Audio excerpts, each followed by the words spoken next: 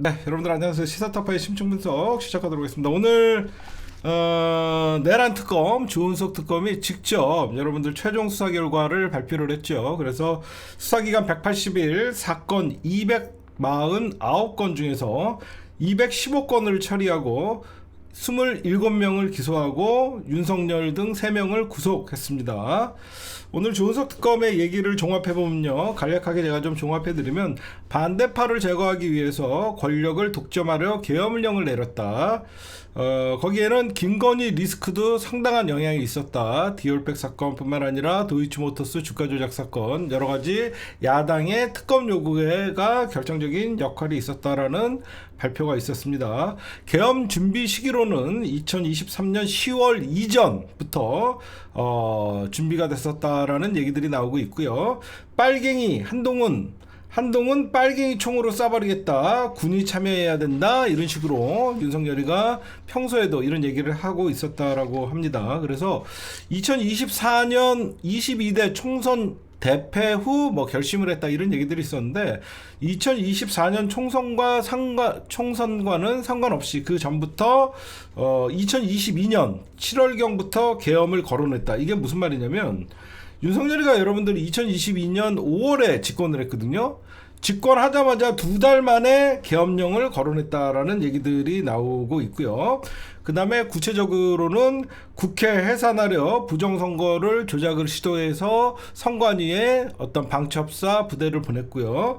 거기에는 무시무시한 송곳, 망치 등 고문 기구도 준비했었다.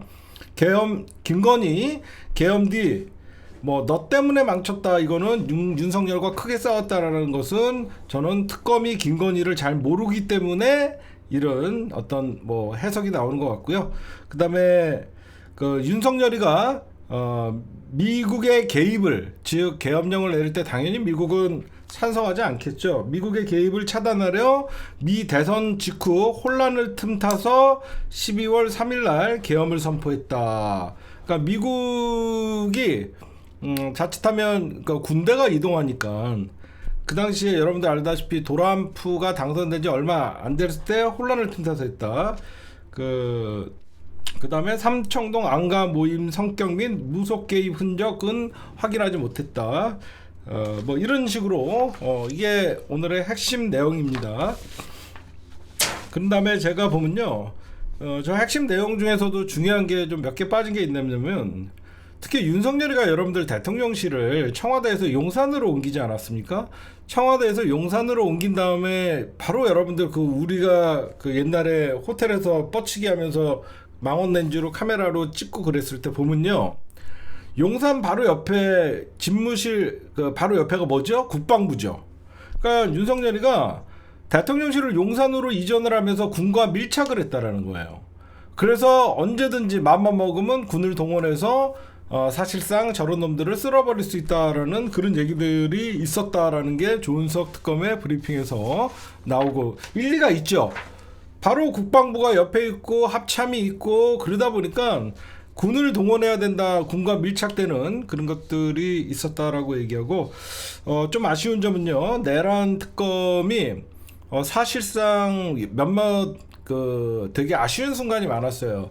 추경호의 구속영장이 기각됨으로써 다른 국민의힘 의원들의 수사가 올라가질 못했어요. 여러분들이 보시면요, 그쵸? 추경호만 구속됐으면 그 다음에는 그 당시에 본관 원내대표실에 모여 있었던 조은희뿐만 아니라 여러 의원들을 다 같이 구속 기소나 이런 걸 할 수 있었는데, 추경호가 딱 거기서 기각되면서 사실상 추경호와 임종득을 그것도 불구속으로 기소를 하고, 나머지는 기소하지 못했다. 그러니까 국민의힘에 올라가는 그 선을 추경호에서 그걸 누가 차단해줬다? 조희대가 차단해줬죠. 그러니까 결국은 국힘당 추경호의 구속은요, 결국 국힘당의 어떤 위헌정당 심판 청구에 있어서 굉장히 불리하고 정당 해산 심판 청구가 가능해지는 그 길목이었거든요, 제가 보면요. 근데 결국은 조희대 사법부가 국힘당의 정당 해산 심판을 막아준 꼴이 된 거예요, 지금 보면. 여러분들 보셔도 그렇죠. 왜 그러면 통일교 갖고는 민주당이 이제 정당 해산 심판 청구를 할 수는 없어요. 왜 그러면 민주당도 일부가 관여돼 있다라는 여기저기서 얘기가 나오기 때문에 정교분리 원칙 위반으로 헌법 13조의 정교분리 원칙 위반으로 민주당 헌법 3조인가요? 민주당이 정교분리 위반으로 정당 해산 심판을 청구할 수가 없습니다. 그렇죠? 그러면 이제 그 어떻게 보면 어떻게 보면 계엄 해제 표결 방해 이걸로 위헌정당을 걸어야 되는데 사실상 물론 걸 수는 있죠 지금. 근데 추경호가 기각됨으로써 우리나라가 참 저런 게 있어요. 구속영장이 기각되면 마치 그게 무죄인 것 같은 느낌들이 있거든요. 그래서 정당해산 심판 청구는 사실 득보다는 제가 보면 실이 많아요.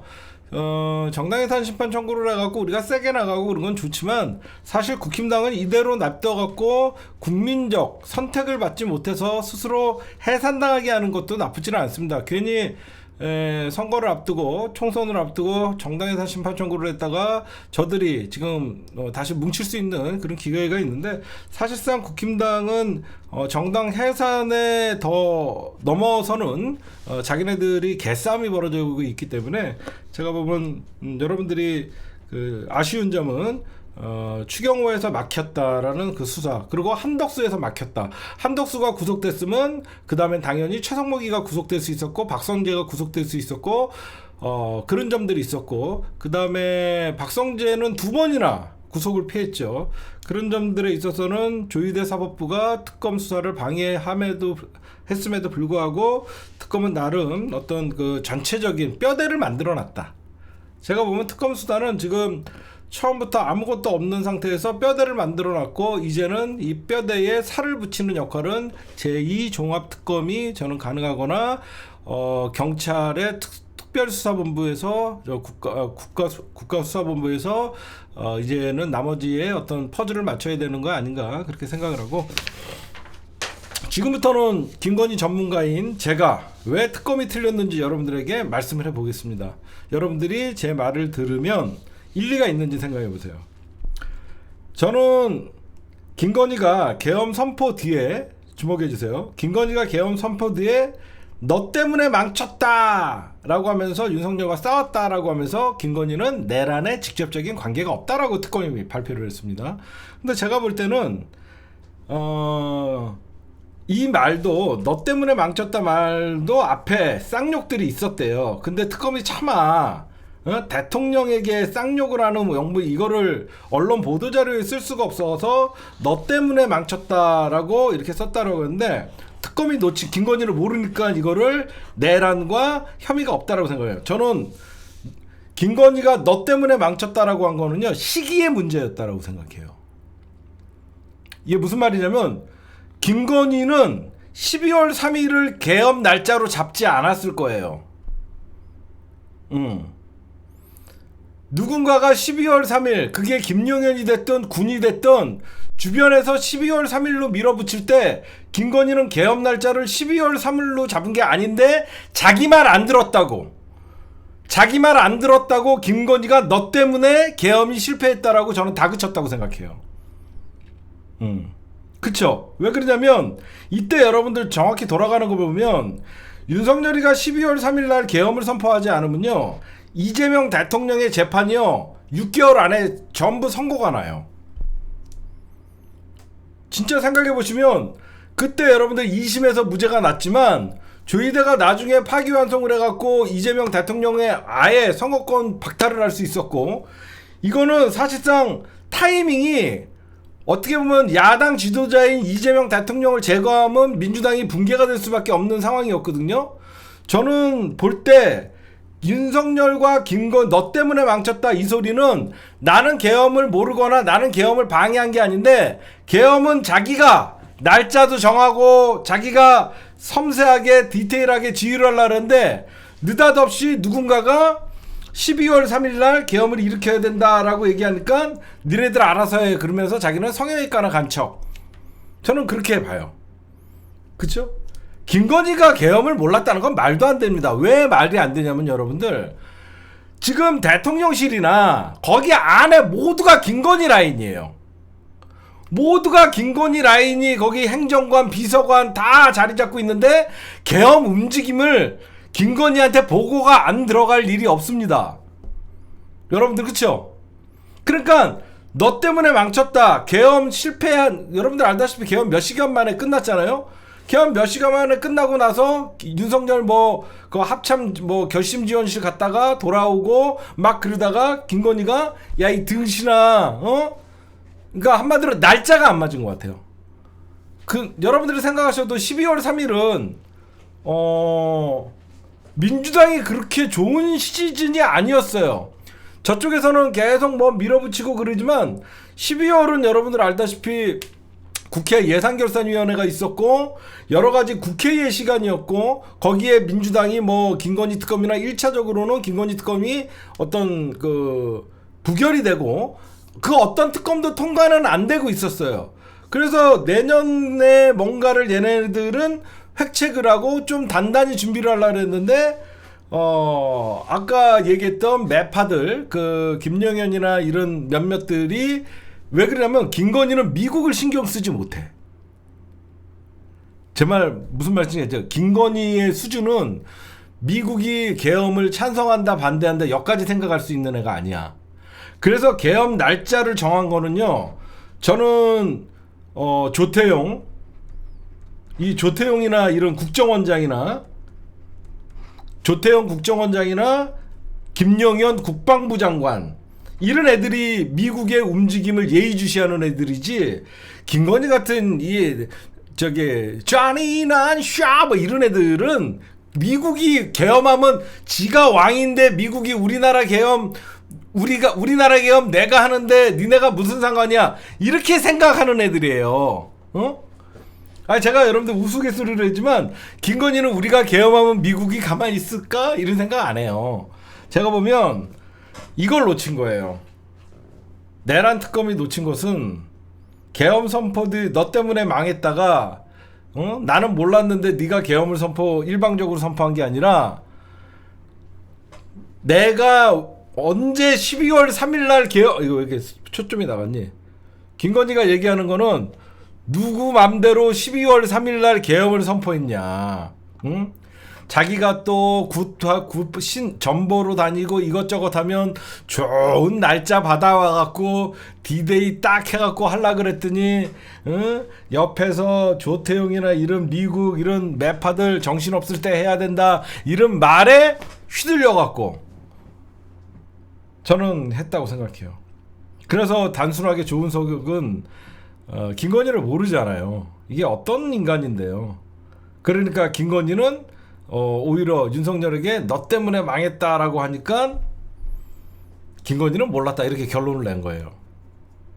여러분들이 봐도 김건희가 모를 수가 있습니까? 대한민국 대통령한테 야 이 등신아 너 때 이지랄 떠는 년인데 여러분들 정상적인 봐봐요. 윤석열이 대통령이야. 정상적인 부인이야. 설사 계엄령을 했어. 그러면 싸우겠습니까? 이제는 어떻게 해야 되나요? 이런 걸 물어봐야 되죠. 야 이 등신아 너 때문에 망쳤어. 이게 정상이에요? 아니 생각해봐. 계엄령을 했는데 국회에서 해제했어. 그럼 이제는 책임을 물어야 돼. 지가 대통령인 거야. 이게 왜 싸웠는지 아시겠죠? 누구 맘대로 계엄령 선포하래. 내가 오늘 이랬어? 이거예요. 왜 내 맘대로 내 명령 없이 계엄령을 했냐? 자기는 계엄은 다 짜놓고 자기가 벌써부터 다 해놓고 했는데 왜 했냐? 저는 그렇게 봐요. 그래서 특검이 가장 오류가 뭐냐면 김건희와 조이대가 계엄에 관련돼 있지 않다. 김건희와 조이대가 계엄에 관련돼 있지 않다. 이거는 우리가 이제 전반전이 끝났으니까 후반전에서 다뤄야 된다라고 생각해요. 이제 종합특검이나 이런 것들에 대해서 하면 될 것 같고, 그 다음에 제가 좀 하나 좀 여러분들에게 그 흑역사, 윤석열이가 거의 3년 가까이 집권했죠.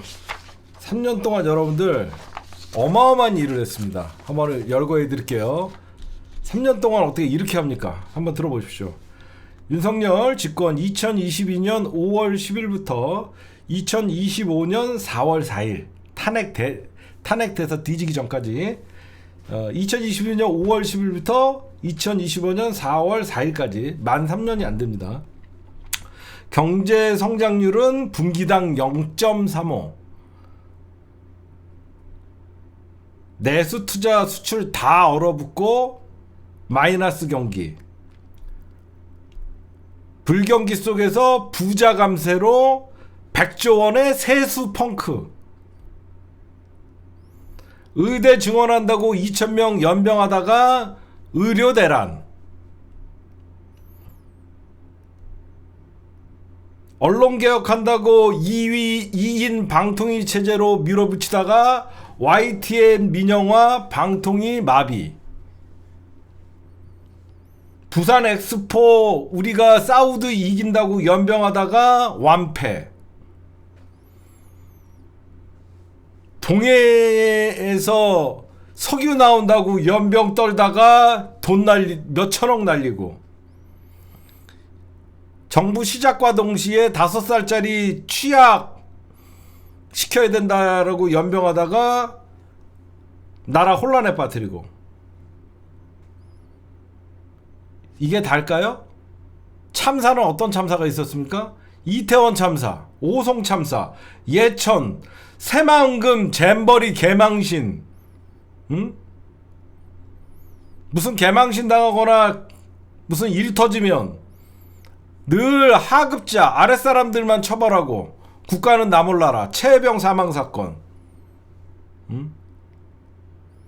대한민국 미래 산업에 투자해야 될 AI 재생에너지는 뒷전이고 모든 연구 R&D 개발비 제로. 예, 이렇게 했어요, 여러분들. 응? 생각해봐요. 지금 이재명 대통령 와서 막 젠슨 왕이 날라오고 막 여기저기서 막 이런 붐이 일어나지. 얘 R&D 연구 개발비 제로를 만들었더래요. 응? 야. 그래서 여러분들 보면 이제 다시 화제가 되는 게 2022년도에 여러분들 연말마다 사자성어가 나오잖아요. 교수 신문에. 2022년에 윤석열의 사자성어는 뭐냐? 숱한 참사를 나 몰라라 한다라 그래서 나 몰라라 한 그거 잘못하고도 고치지 않는다는 뜻으로 과이불개. 2022년에는 과이불개, 2023년에는 디올백을 덮으려고 했다는 뜻으로 이로움 보며 의로움을 잇는다. 견리망의. 그 다음에 2024년 시국선언이 터진 시기에는 제멋대로 권력 부리며 함부로 날뛴다의 뜻은 도량발효. 뭐 이런 것들이 있었다라고 얘기합니다. 제가 여러분들에게 좀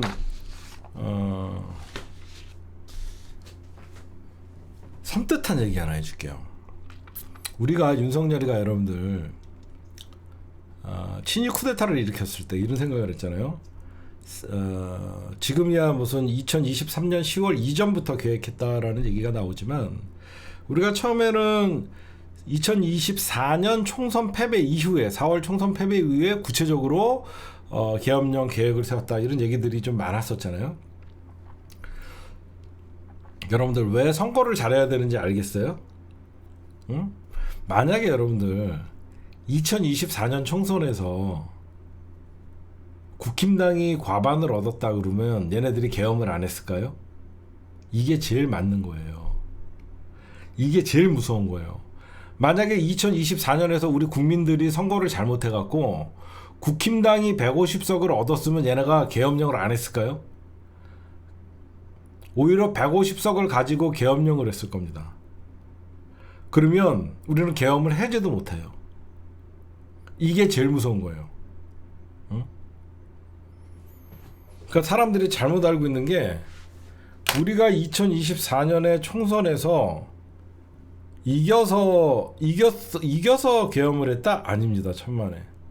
만약에 민주당이 단독 과반이 안 됐다 그러면 쟤는 오히려 쟤네가 더 이겼을 때 계엄을 했을 가능성이 더 커요. 그러면 계엄 해제도 못 하거든요. 그러니까 여러분들 늘 투표는 민주당 찍으세요. 응? 적어도 민주당은 국민들에게 총질하지 않아요. 제가 늘 얘기하지만 적어도 민주당은 국민들의 생명과 안전에 대해서는 그나마 국힘당보다는 100배 1000배 낫습니다. 저 인간들은 권력이라 그러면 국민들의 생명과 안전은 뒷전이에요. 권력을 잡기 위해서라면 국민 몇 명은 죽어도 돼. 학살해도 돼. 박정희 때부터 그랬잖아요. 응? 그 다음에 오늘 여러분들 노상원 1심 실형이 나왔어요. 근데 이게 어떻게 보면 12상 계엄 제일 처음 이게 그 선고가 나온 사건이거든요. 근데 왜 사람들이 노상원 2년밖에 안 나왔네 이게 아니라 이거는 개인정보법 위반 혐의로만 지금 12.3 계엄에 관해서 가장 빠른 선고가 나왔어요. 근데 이 선고가 굉장히 의미가 있는 선고예요. 노상원의 어떤 내란 주요 임무 종사자나 이런 것들은 아직 재판이 진행 중이고, 이거는 정보부의 기밀을 빼돌려서 넘겨줬다라는 걸로 개인정보법 위반으로 2년이 선고된 건데, 여기서 여러분들 보시면 법원도 계엄 선포는 위헌이라고 했다는 게 중요한 겁니다. 무슨 말씀인지 아시겠죠? 헌재에 이어서 오늘 노상원 1심 실형의 판결문을 보면 법원도 계엄 선포는 위헌이라는 걸 못 박았다는 거예요. 그래서 이게 앞으로 향후 벌어지는 재판에서 이미 노상원 그리고 법원도 계엄 선포는 위헌이라고 먼저 딱 확실히 확고한 입장을 취했기 때문에 윤석열이나 다른 놈들이 계엄이 정당했다라는 건 말이 안 되는 거니까 여러분들이 그거 보시면 될 것 같아요. 어떻게 보면 내란 특검팀이 한 1호 선고가 나온 거예요. 탄핵 결정 이후에 중요한 겁니다. 그래서 그런 의미가 있는 거예요. 얘는 나중에는 저것도 사용당하고 그래야죠.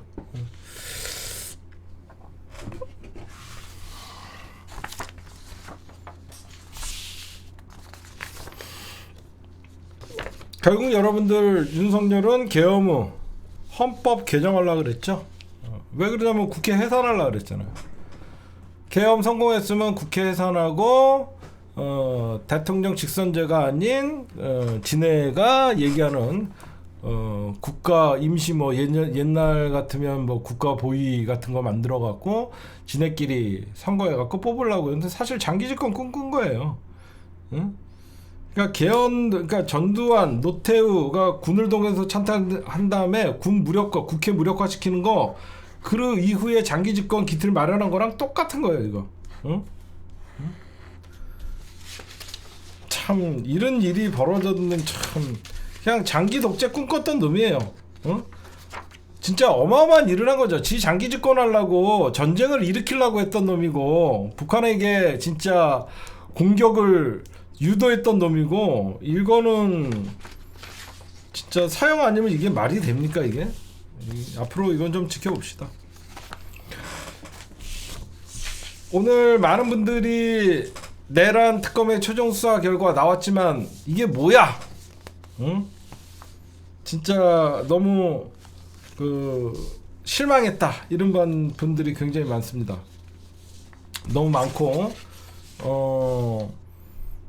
김건희도 빠져나가고 조희대도 빠져나가고 다 빠져나갔다 이렇게 얘기를 하는데, 중요한 거는 그러면 앞으로 뭘 해결해야 되냐. 여러분들 미진한 거 많죠. 미진한 게 많으니까 뭐죠? 다들 사람들이 이게 뭐야 라고 했어요. 미진한 게 많으니까 앞으로 그러면 더 수사해야 된다는 여론이 더 높겠죠. 그러면 민주당 정청래 대표와 민주당에서 밀어붙이고 있는 제2종합특검이 더 힘을 받을 수가 있겠죠.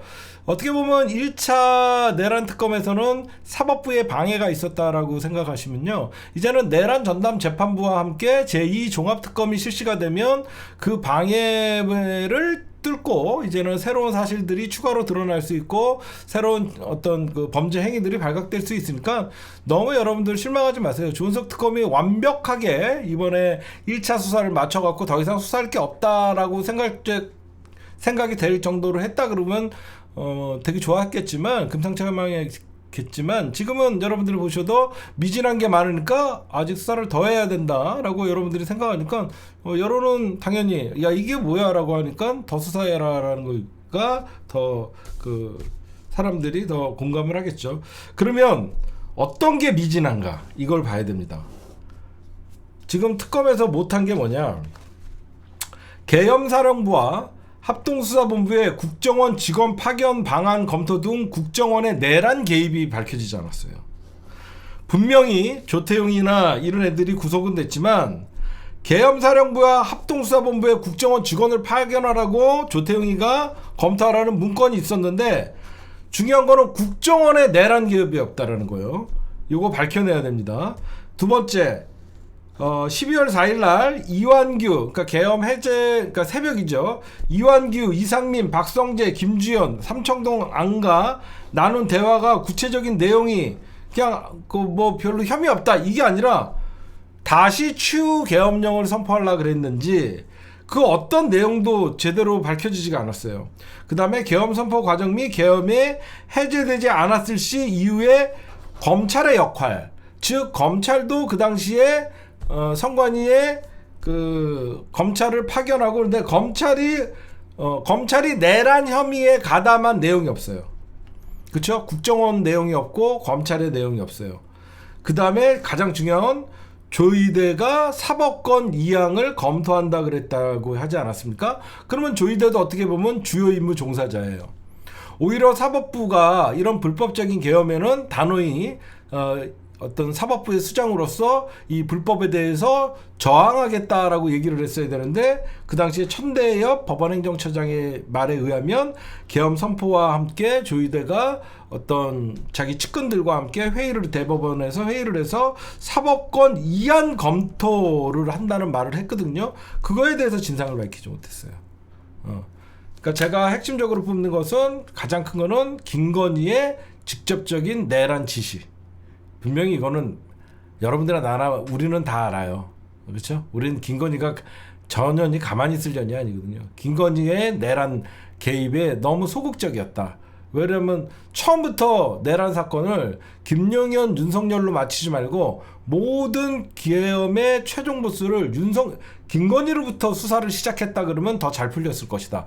모든 수사를 윤석열로 해갖고 이렇게 풀어나가려고 하니까 이게 좀 꼬인 게 있는데, 오히려 윤석열 위에 모든 계엄의 보스를 김건희로 해갖고 김건희 밑에 윤석열 이런 식으로 갔으면 더 풀어내기 더 쉬웠을 것이다. 그래서 제가 볼 때는 김건희의 내란 혐의 미진했고, 두 번째 국정원의 내란 개입, 그 다음에 검찰의 내란 개입, 그 다음에 사법부의 내란 개입, 요게 사실상 밝혀진 게 없다.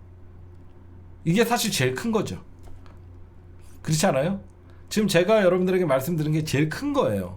김건희의 내란 계획, 검찰, 국정원, 사법부, 이놈들이 사실상 내란의 주모들이거든요. 그러니까 이게 저는 안 된 게 가장 해서 앞으로 그래서 추가로 해야 된다라고 여러분들에게 말씀드립니다. 내란 재판뿐만 있으면 결국 이번에 조은석 특검의 내란 특검 발표는요, 2차 특검이 정당화될 수 있는 그런 게 됐었고, 민주당에서 여러분들 내란 수사는 전반전이 끝났을 뿐이다, 2차 특검 추진하겠다. 왜 그러냐면 이런 여러분들 진짜 제가 요즘 가끔 유튜브 이렇게 보다 보면 어떻게 보면 얘네들은 민주 헌정을 파괴한 새끼들이에요. 즉결해도 아무 소리 못하는 겁니다. 그렇지 않아요? 진짜 민주주의를 파괴한 거예요. 국가의 헌법을 무너뜨리고 국가를 전복시킨 세력이에요. 근데 저것들이 웃으면서 앉아갖고 직위원이랑 농담 따면 어떻게 이런 이런 재판이 있을 수가 있습니까?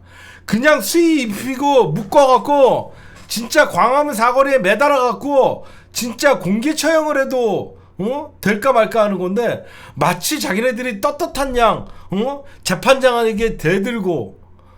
우리나라 민주주의 국가 아니에요? 민주주의 국가에서 여러분들 민주적인 헌법을 파기한 놈들이 이거는 국가 전복 세력이에요. 나는 어떻게 얘네들을, 아무리 민주주의가 좋다, 아무리 그래도 인권이고 연병을 해도 적어도 민주주의를 파괴하고 국가를 전복시키려고 했던 사람들은 저는 즉결시켜야 된다고 생각해요. 이런 모습들이 보여지니까 법이 무서워 보이는 겁니다.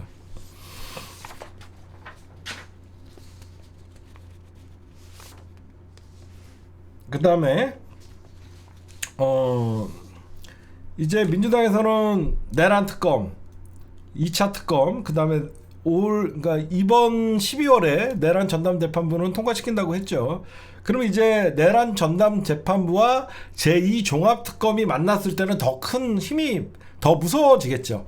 그러니까 여러분들이 오늘 조은석 특검의 어떤 수사 결과 발표에 조금 실망하신 분들이 있어도 너무 그렇게 생각하지 말고 더 무서운 특검이 온다, 더 무서운 재판부가 온다, 이렇게 좀 생각하시면 여러분들 더 우리가 좀 기대를 할 수 있지 않을까? 왜냐면 조은석 특검이 180일 동안 거의 뼈대를 다 완성해 놨기 때문에 이제 놓친 어떤 그 살점이나 이런 것들을 붙이면 되니까 오히려 수사가 뭐가 미진했는지가 제가 말한 것 같이 딱딱딱딱딱딱 드러나 있잖아요. 어느 정도 전체적인 아웃룩은 다 돼 있으니까 디테일만 이제 잡아내면 되니까 내란 전담 재판부와 사실상 내란 특검이, 우리가 여태까지 조은석 특검이나 김건희 특검이나 최혜병 특검이나 우리가 얼마나 답답했습니까? 사법부의 영장을 조이되, 어떻게 보면 특검은 열심히 하는데 사법부가 윤석열 내란을 방조한다라고 하면서 사실 얼마나 울분이 치밀어 올랐어요. 지금 여러분들이 보셔도 우리가 한 번도 경험하지 못한 내란 특별재판부와 내란 제2특검이 만났을 때 어떤 수사가 진행되고 어떤 진실이 밝혀지는지 또 하나의 기대치가 있다라고 여러분들에게 좀 말씀드릴 수 있겠습니다. 그 다음에 민주당과 이제 그 국힘당이 이제 통일교 특검 갖고, 통일교에 관해서 특검을 하자 뭐 이렇게 얘기들이 나와요. 그랬더니 이 민주당의 일부 의원들이, 오늘은 뭐 홍익표 의원인가 뭐 몇몇 의원들이, 홍익표 말고도 그냥 특검 받자 이런 얘기들을 하는데, 왜 그러냐면 저쪽에서 국힘당에게 올인하고 민주당은 일부다라고 해서 그냥 민주당이 받자라고 하는데, 너희들 그러니까 당하는 거야. 통일교 종합특검을 통일교 특검을 받게 되면 국힘당이 99가지 잘못해도 민주당이 하나 잘못하고 국힘당이 99가지 잘못하잖아요. 민주당 하나 갖고 언론이 도배를 합니다. 뭐하러 그런 짓거리를 해요? 안 그래요? 국힘당 99개 잘못하고 민주당 하나만 잘못해도요, 양비론이 되는 거예요. 양비론. 민주당이나 국힘당이나. 이거 원투데이 봅니까? 얘네들이 늘 이런 걸로 양비론 하는 거예요. 99대 1 민주당이나 국힘당이나. 이현주 정신 차려. 무슨 김건희 특검에서 통일교 문제를 늦게 넘겨갖고 욕을 하고 그래. 이거는 그냥 놔두면 되는 거예요. 무시하면 됩니다. 바보 같은 소리들 하고 앉아있어. 오늘 김용민 의원이 어쩌면 2차 특검보다는 국가수사본부에 맡기는 것도 나쁘지 않다, 그것도 일부는 동의하는데, 제가 말씀드렸잖아요. 지금 국가수사본부의 어떤 내란 특별수사본부가 이제 설치가 됐잖아요. 거기도 굉장히 열심히 할 거예요. 왜 열심히 하냐면 내년이면 이제 검찰청 폐지가 되면 수사권이 이제 전체적으로 경찰에 넘어오기 때문에 자기네들이 검찰이 수사 못한 것을 반드시 경찰이 해결하는 모습을 보여줘야만 수사에 대해서 국민들의 불신이 없기 때문에 저는 경찰도 열심히 수사할 거라고 생각하지만, 다만 제가 걱정하고 제2 특검이 있어야 된다는 게 경찰이 영장 청구권이 없다면 영장 신청이 청구를 할 수 있어도 영장을 청구권이 없단 말이에요. 영장을 검찰에게 신청해야 되잖아요. 그쵸? 경찰은 검찰에게 영장을 신청을 해야 되잖아. 그러면 검찰이 법원에 청구를 하는 거고, 응? 그러니까 이게 잘못된 거예요. 응? 그래서 저는 두 개가 동시에 있어야 된다라고 생각하는 거예요. 두 개가 동시에. 응? 어쨌든 오늘 정청래 대표는 조희대 사법부는 특검 회방꾼 계속 항상 일관돼요. 그쵸? 이게 여러분들이 생각해봐요. 왜 정청래 대표가 연일 조희대 사법부는 특검의 회방꾼이라고 하면서 왜 정청래 대표가 조희대를 공격할까요? 이재명 대통령이 조희대를 공격하면 뭐라 그러죠? 상권분립 위반이라고 하죠. 이제 무슨 말씀인지 아시겠죠? 이재명 대통령이 여기까지 입에 나오잖아요. 조희대 왜 그러니까 내란 전담 재판부가 왜 위헌입니까? 이재명 대통령이 그렇게 얘기하잖아. 이재명 대통령은 사법부를 공격할 수가 없어요. 근데 정청래는 정치인이기 때문에 민주당이기 때문에 사법부에다가 연일 발언을 할 수 있어요. 입법부니까. 응? 그러면 정청래 대표는 진짜 대단한 게 웬만하면 강성, 사법부 뭐 이런 식으로 하면서 언론이 집중 포화를 하면 움츠려들 수도 있는데 연일 한 번 물면 놓지 않아요. 조희대 끝까지 조사해야 된다고. 한 번 물면 놓지 않아요. 응? 하여튼 그런 부분이 있고,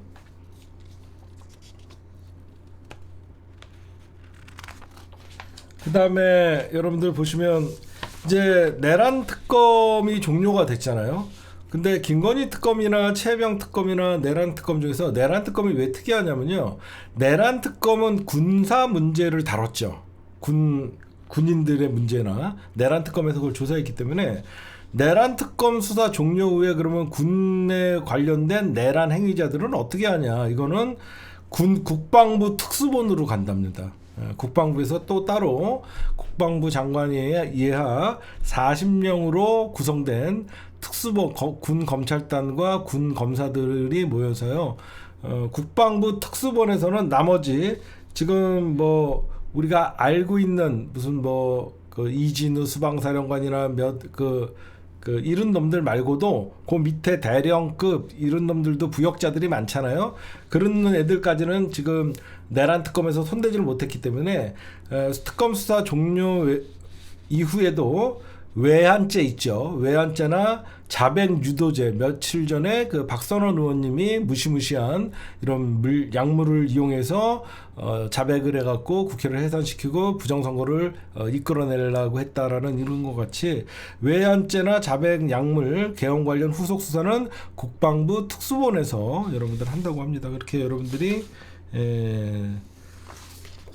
좀 아시면 될 것 같아요. 그 다음에 오늘은 중요한 거를 앞부분에 오늘은 싹 해버릴까요?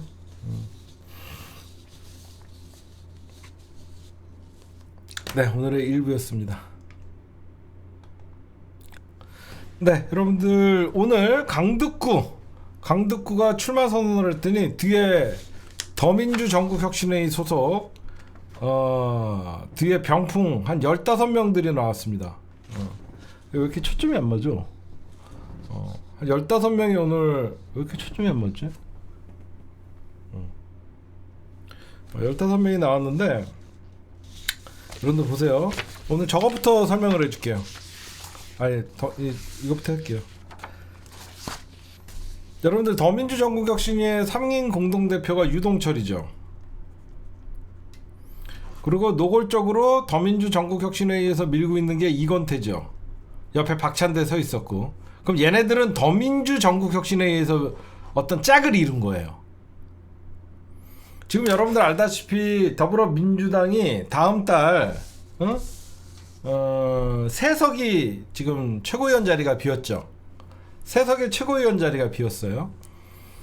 근데 지금 정청래 대표랑 지금 이제 민주당 당원 동기 개정이랑 사실상 1인 1표제를 추진하고 있는 이성인 의원이나 문정복 의원, 소위 쟤네가 얘기하는 당권파 두 명이죠. 이쪽은 후보가 2명 나왔어요. 그럼 명료해요. 우리가 투표할 때 이성인, 문정복 찍으면 돼요. 근데 저것들은 3명을 다 먹으려고 어떻게 했냐. 강득구가 왜 나왔냐. 강득구는요, 지네끼리 표를 분산시킬 수 있는 사람들이라는 거예요. 이게 무슨 말이냐면, 이건태, 유동철이는 대놓고 더민혁이에요. 강득구는 재선이죠. 그쵸? 강득구는 재선이란 말이야. 강득구는 김민석계야. 강득구는 김민석의 측근이거든요. 그러니까 얘네들이 더민혁에서 2명을 컨택을 해보고 김민석과 함께 한쪽 그룹에서는 강득구를 밀라고 하는 거예요. 무슨 말씀인지 아시겠어요?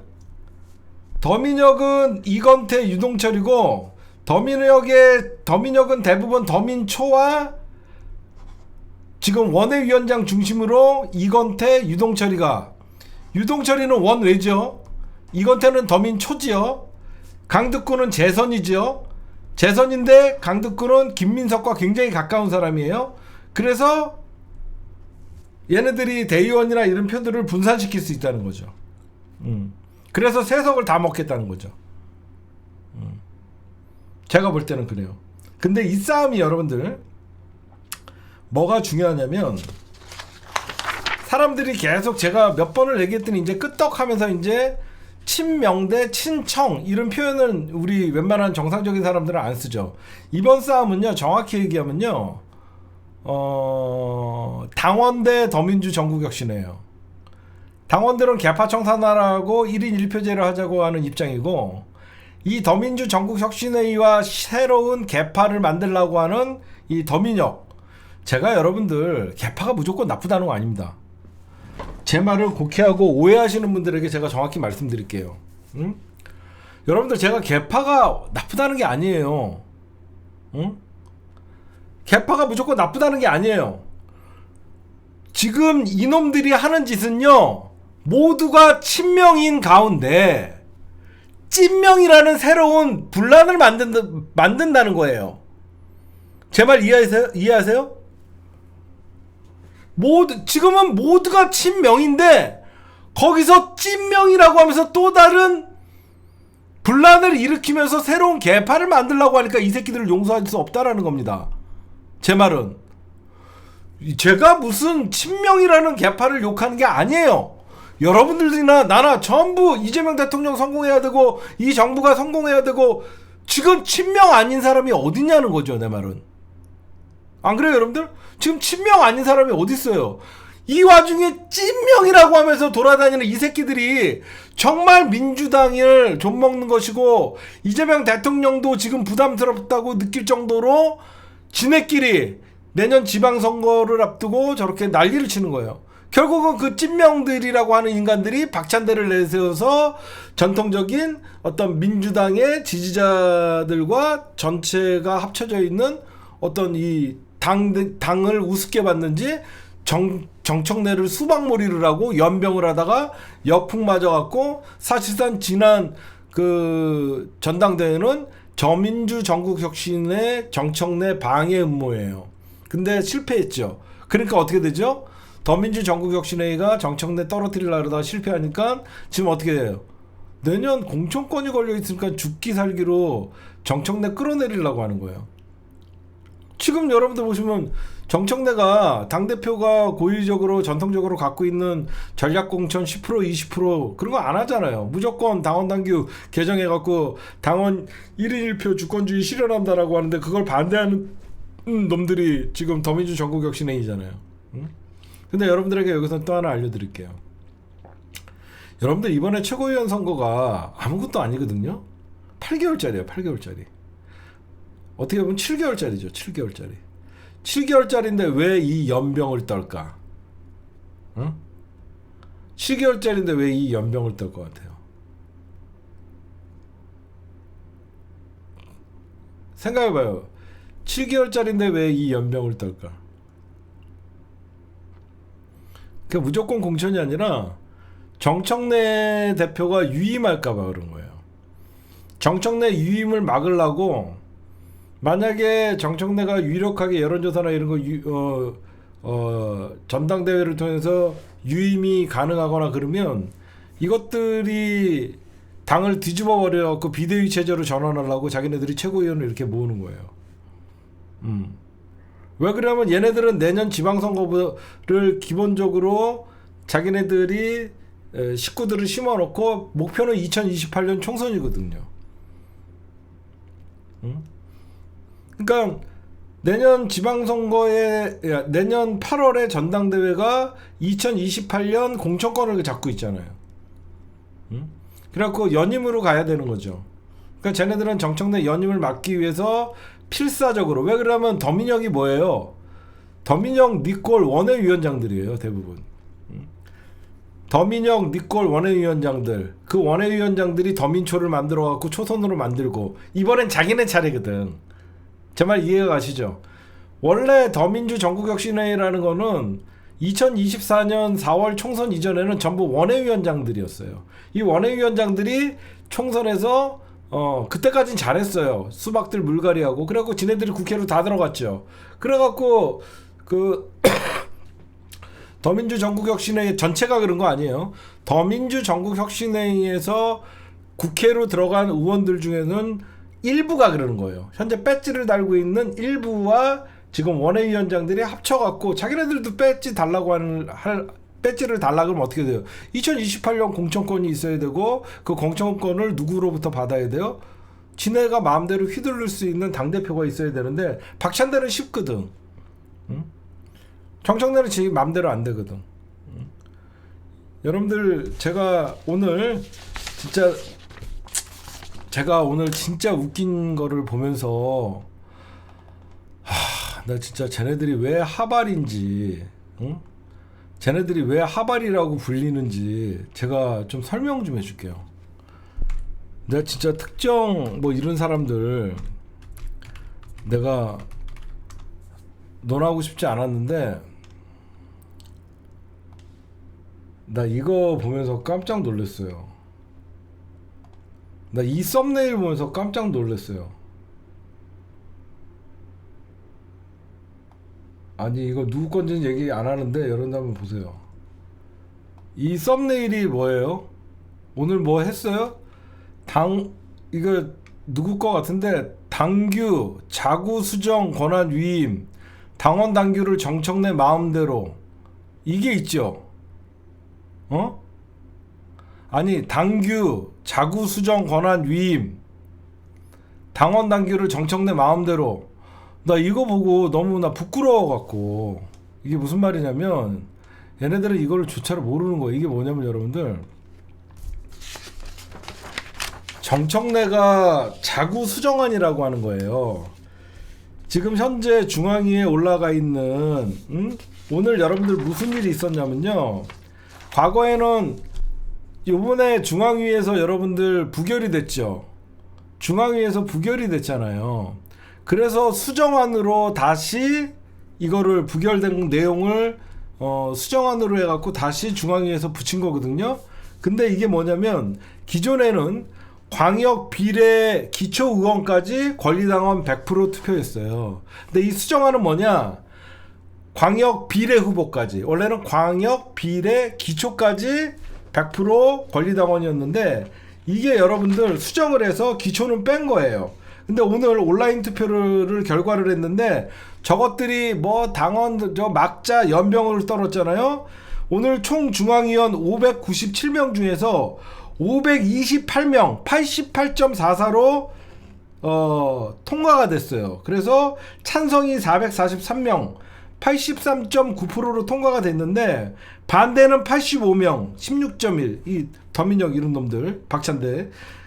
이게 여러분들 뭐가 달라진 거냐면, 오늘 투표가 여러분들 저녁 6시까지 8시간 동안 이어졌는데, 지난번에도 낮 3시가 아니라 저녁 6시까지만 했으면 통과되고도 남지요. 지금 제 말이 조금 어려우신 분들에 대해서 다시 여러분들에게 좀 천천히 설명을 해드릴게요. 이번 저것들이 무식하다는 이유는 조금 이따 얘기해주고, 이번 개정안 지난번에 중앙위에 올렸다가 부결된 거, 이걸 개정을 한 거예요. 이 개정안을 정청래 대표가 자기 마음대로 중앙위에 올렸다라고 하면서 지금 얘기하는 건데, 야 이 무식한 새끼들아, 모든 대한민국 국회의 상임위나 모든 어떤 그 민주당이나 어느 당이나 어떤 수정안 자구는 대표나 위원장으로 하게 돼 있어. 좀 읽어보고 해. 응? 정청래가 자기 마음대로 자구 수정안을 내서 이걸 투표에 붙인 게 아니라, 부결된 사안에 대해서는 당대표나 국회로 지금 상임위원장이 수정안을 내서 다시 붙이게 돼 있다고. 이제 무슨 말인지 알겠어? 정청래가 혼자 마음대로 한 게 아니라 조금 알기라도 떠들라고 중앙위에서 붙였던 의결이 부결되면 당대표가 자구 수정안을 권한이 당헌에 명시가 돼 있어요. 국회에도 상임위원장이 있잖아요. 국회도 상임위원장이 어떤 안을 올렸다가 부결되면요, 상임위원장이 여러분들 그 자구 수정을 해갖고, 예를 들어서 맞춤법이 틀린다든가, 무슨 말인지 알아요? 맞춤법이 틀린다든가 그럴 때는 상임위원장이 그거를 여러분들 수정해갖고 내는 거예요. 응? 아무것도 몰라. 응? 저거를 마치 정청래가 자구 수정안을 마음대로 했대 라고 내가,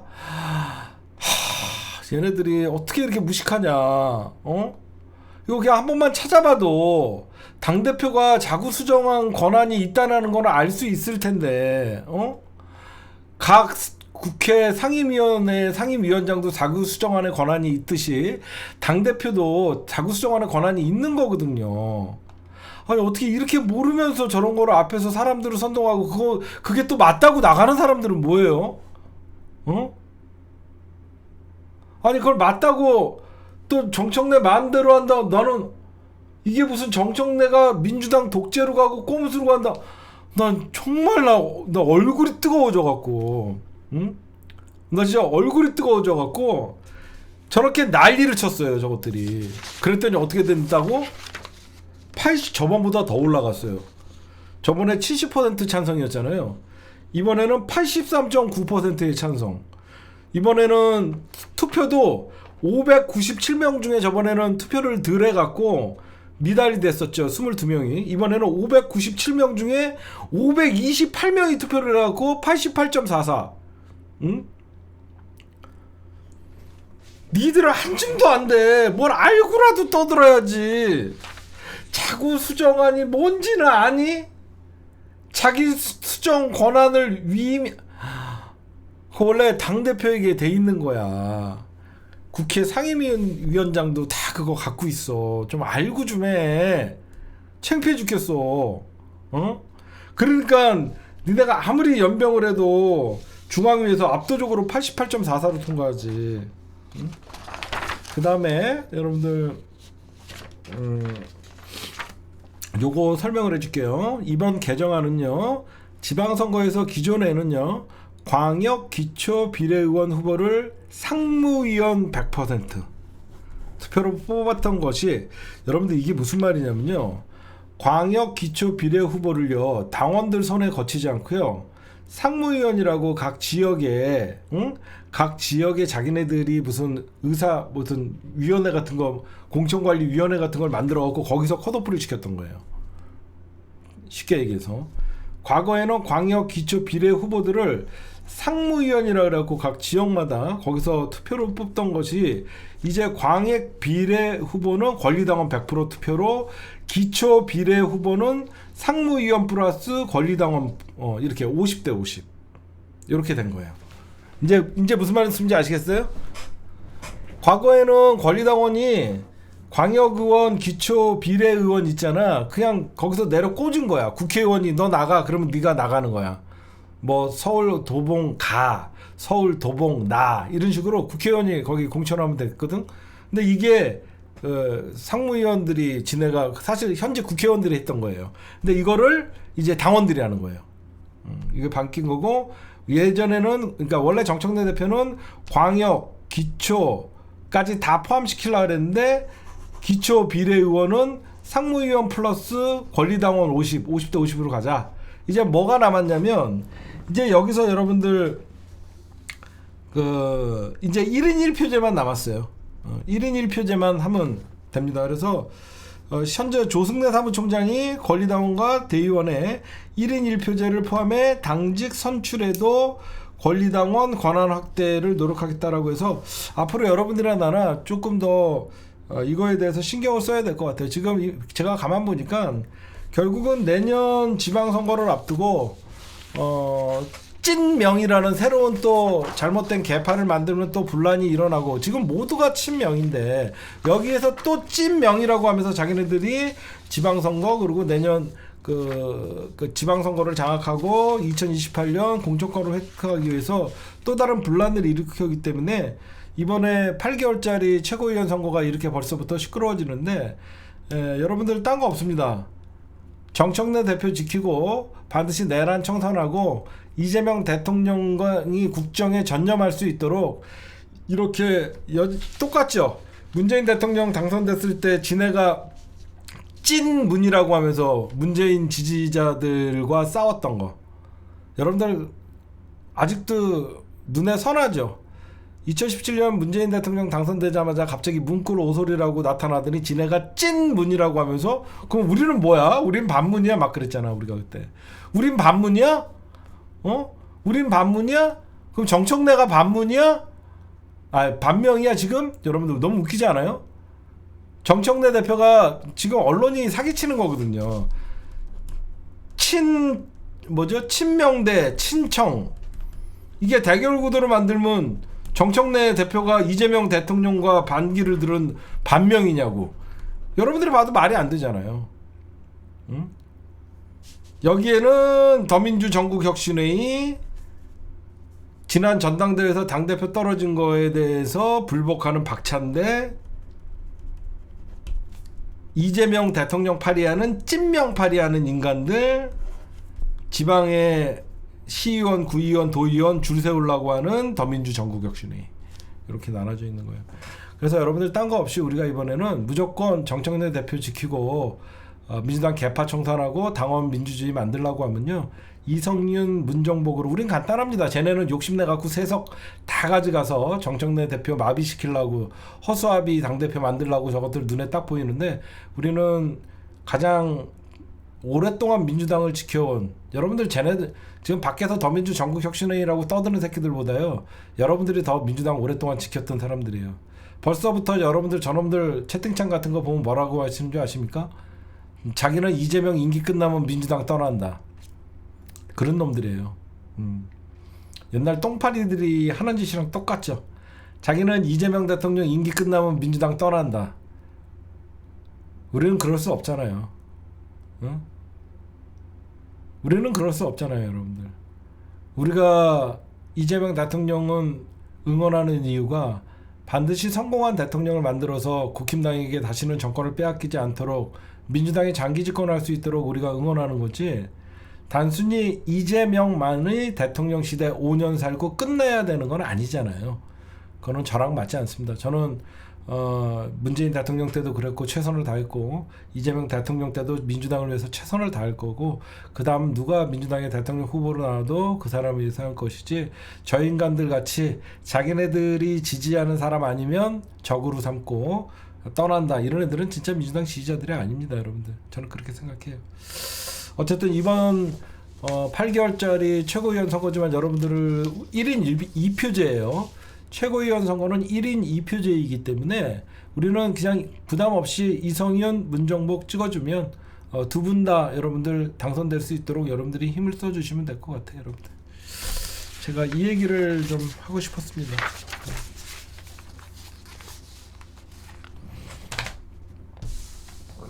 오늘의 주요 핵심 침체 분석이었습니다. 네, 여러분들 국힘당 지금 가관이 아닙니다. 여의도 연구원 부원장의 멸콩 TV를 운영 중인 장해찬 씨. 야, 브레인인가 봐요. 얼마 전에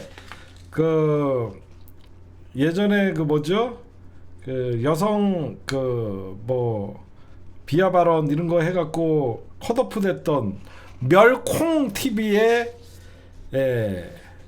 장예찬 씨가 윤 어게인을 외치는 장예찬 씨를 장동혁이가 임명을 했고, 장동혁 박수 씨. 더 대박, 국민소통특위의 위원장의 김민수래입니다. 박수 씨.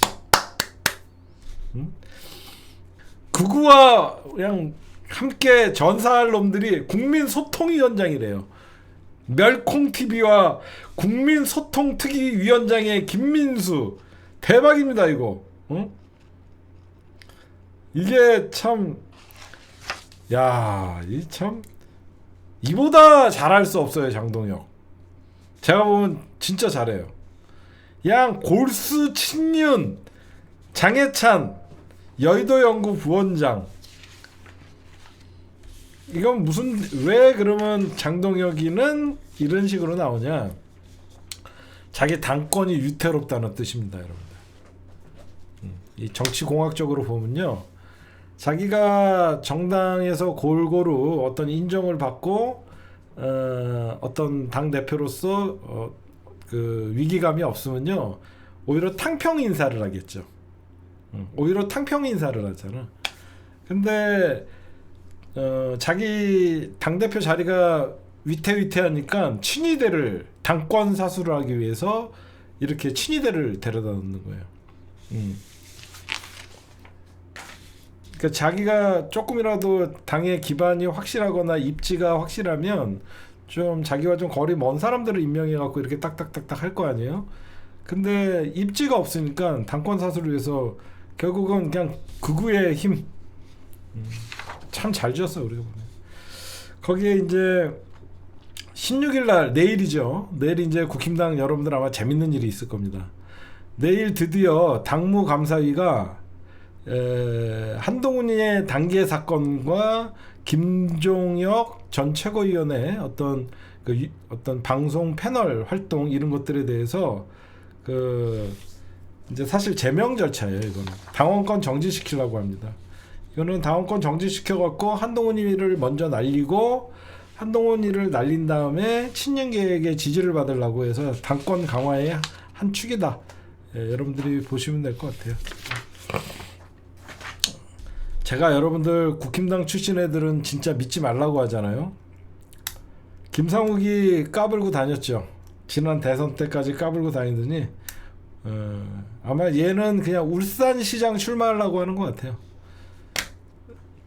여러분들 정치인이 북콘서트를 한다는 것은요, 첫 번째 뭔가 자기가 출마를 하기 위한 거를 사실상 알리는 겁니다.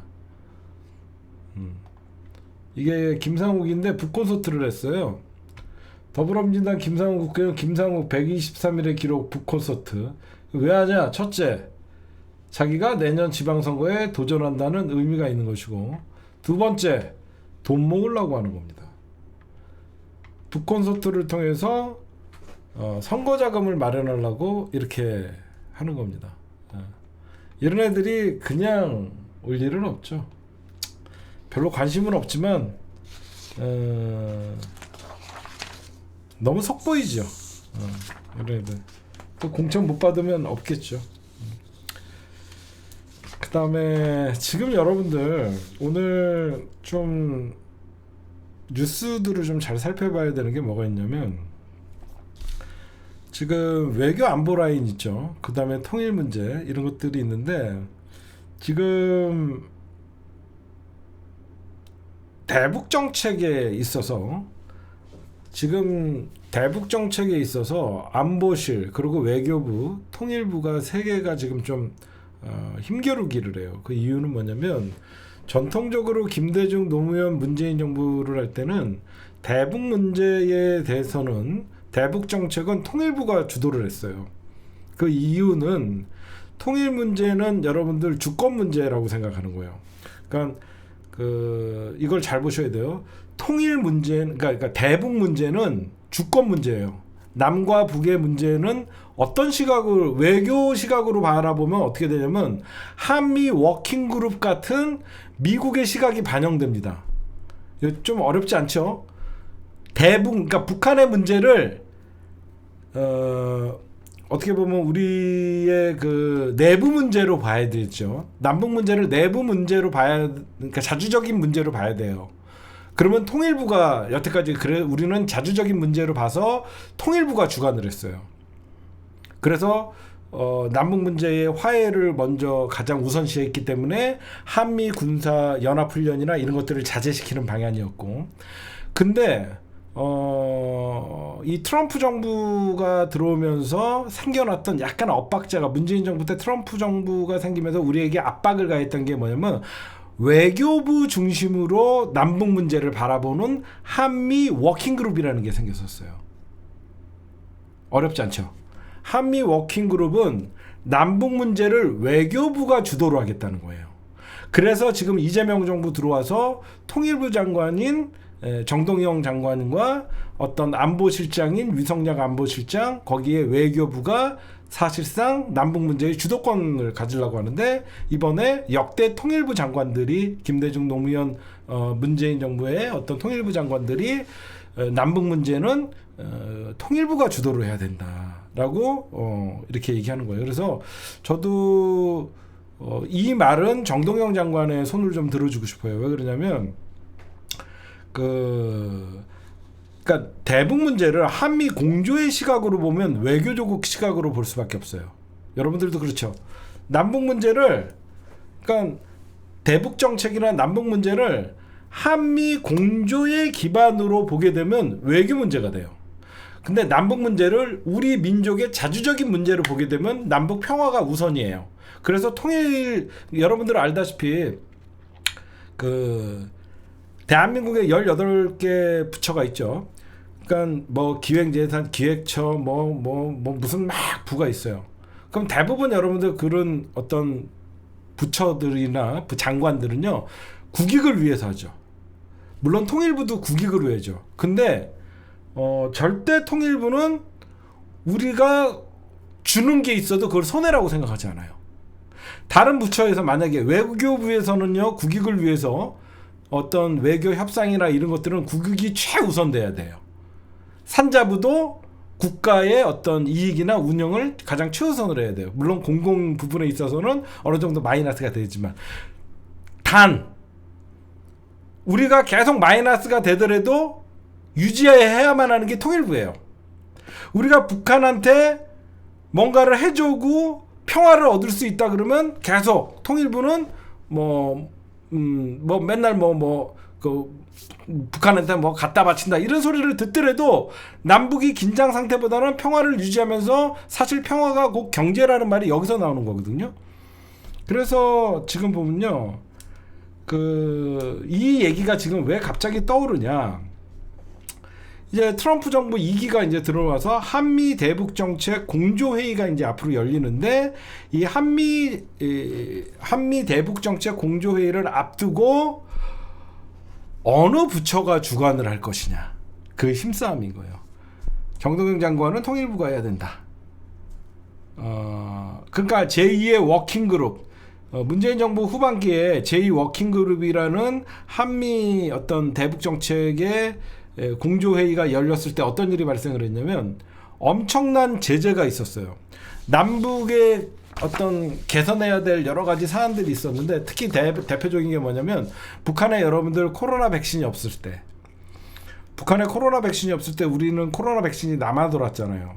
그래서 우리가 북한에다가 코로나 백신을 좀 제공하자고 했더니 그때 한미 워킹그룹이 반대를 하고 그랬던 일이 있어요. 그래서 그리고 여러분들 왜 저는 남북 문제를 외교부가 담당을 하면 안 되고 저는 남북 문제는 통일부가 해야 된다고 개인적으로 생각하냐면요.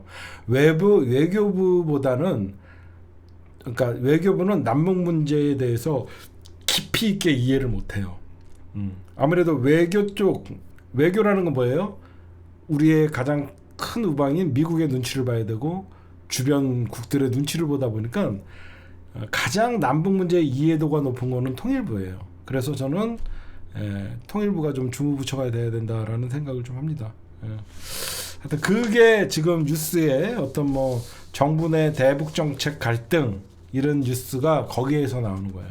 한미 제2의 워킹그룹 출범을 앞두고 통일부나 전 통일부 장관님들은 반대한다. 오히려 남북관계가 외교부 중심으로 돌아가면 자주성이 떨어지고 이해도가 낮아서 통일부가 중심이 돼야 된다. 저쪽에는 남북 공조나 대북 문제는 남북 공조로 이어져야 되기 때문에 외교부가 중심이 돼야 된다. 뭐 이런 식으로 부딪히는 현상이다. 여러분들 이거는 여러분들 간단해요. 복잡할 거 없어요. 이런 거 제일 잘하는 게 이재명 대통령이에요. 이런 거 정리 잘하는 거. 그런 거 왜 그런 거 갖고 싸웁니까? 통일부가 하면 되는 거죠. 한마디 하면 끝납니다. 그렇죠? 여러분들이 보셔도 이재명 대통령님이 이런 거 교통정리 제일 잘해요. 이런 거 갖고 왜 부처 간에 왜 협조가 안 됩니까? 남북 문제니까 통일부가 하면 되는 거 아닙니까? 그럼 끝나는 거예요. 그건 대통령이 한마디 하면 정리가 되는 거예요. 저는 그렇게 생각해요. 그 다음에 제가 요거 좀 하나 좀 말씀드릴게요. 여러분들 제가 얼마 전에 이런 얘기했던 거 혹시 기억나세요? 요즘 재벌들이 이뻐 보인다. 그쵸? 그러면서 나 이러면 안 돼. 막 이재용이 이뻐 보이고 막 정의선이 이뻐 보이고 막 그런 얘기했죠. 물론 대한민국 경제가 어려운데 이재명 대통령과 함께 어떤 관세 협상이나 이런 데 나오면서 대미 투자를 늘린다고 하면서 그런 얘기를 했었죠. 왜 이런 현상이 벌어지는 줄 아세요? 이게 사실 제가 말은 그렇게 했지만 되게 위험한 현상이에요. 왜 위험한 현상이냐면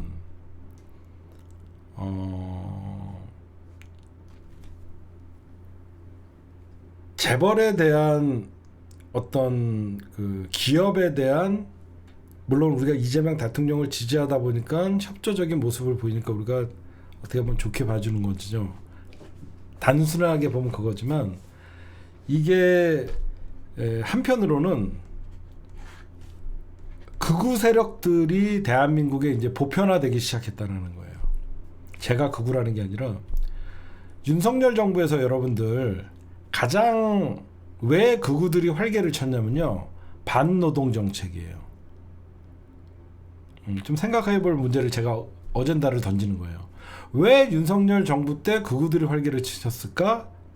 바로 노동조합의 운동이나 노동을 천시하고 노동을 배제함으로써 노동자도 빨갱이라는 인식을 갖게 한 거예요.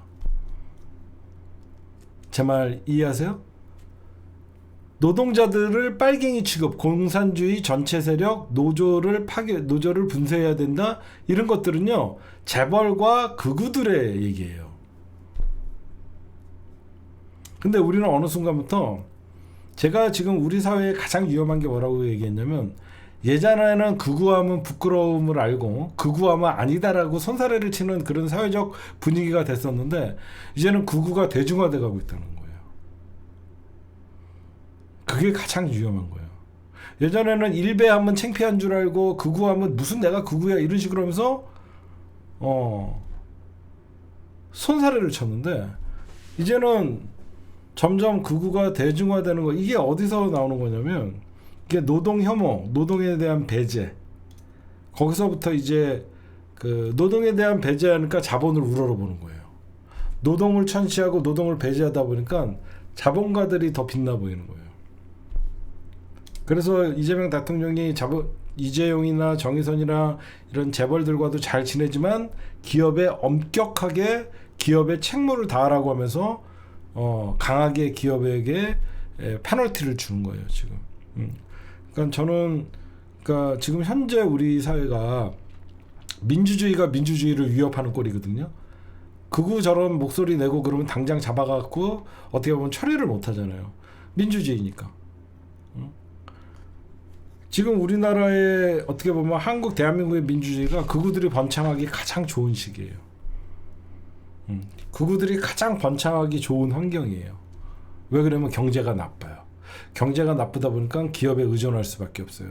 그러면 기업이 결국은 우리의 성장을 이끌고 기업가들이 추앙받고, 그러면 거기에 노동쟁이나 노사 분규를 하게 되면 나라화가 어려운데 이 새끼들 뭐하는 새끼들이야 그러면서 노동을 배제하고 노동자들이 무시당하고 그런 환경이 가는 거예요.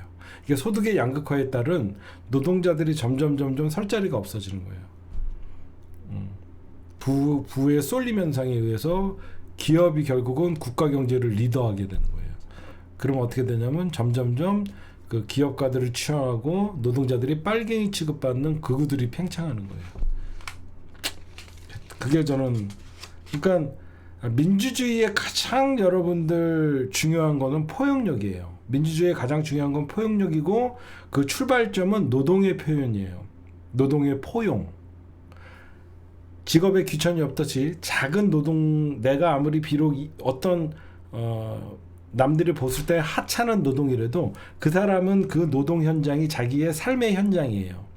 자기의 삶의 현장이고 거기에 생사가 걸린 현장이란 말이에요.